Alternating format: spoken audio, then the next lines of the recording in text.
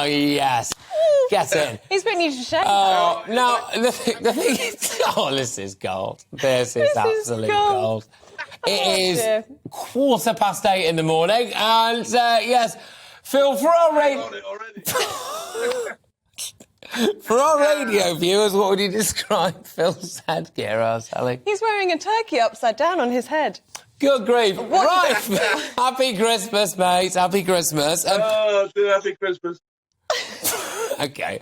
So just tell us what's going on. So obviously homelessness amongst the veteran community is a massive problem, and the government might be doing something about it. Fill us in, Phil. I really, really, genuinely hope, Patrick, that the government get a grip of what's going on. Do you know what I mean?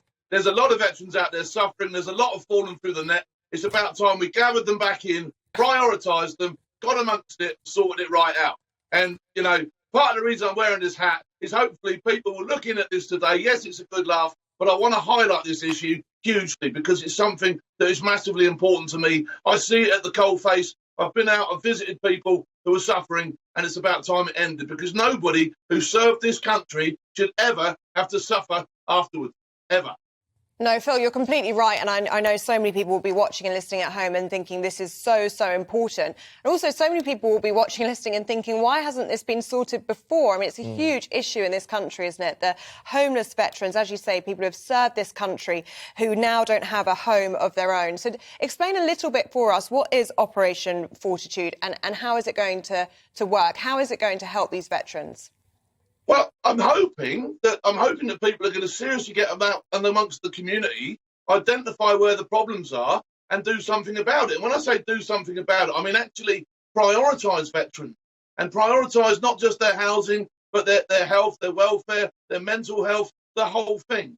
And, you know, I would hope that, you know, between the government, the armed forces themselves and the veteran community, there's enough people there who can actually grip this situation and get it turned around and sorted out as a matter of priority.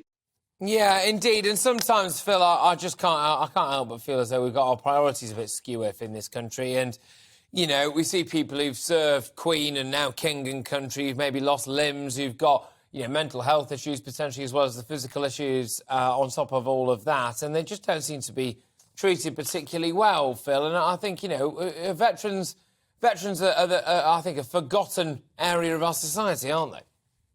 I don't think they're so much forgotten. I think some drift away. And they drift away because they're allowed to drift away. I would like to see a voluntary probation system within the army whereby when people leave, they feel they've got a handrail for eternity. OK, not just 5 years, not just 5 minutes, but actually that if they have a wobble in their life, they can put their hand out and the system that they help support will then support them. Now, if you was a prisoner and you did 25 years in Nick, all right, you'd have a probation system that would keep an eye on you for the rest of your life.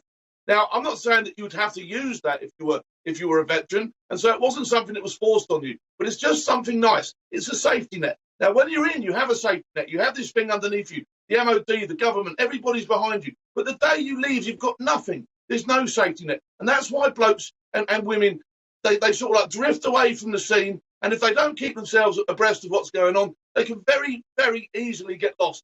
And when the demons kick in, and when the dreams knock on the door, and some of these people live with horrendous stuff, OK, that's when you lose them even further. So I'd just like to see something put in place. I'm willing to go and talk to the MOD about it, and hopefully I will next year, OK, talk to the very top brass and put some ideas across that could actually sort this problem out, and we'd put it to bed for good.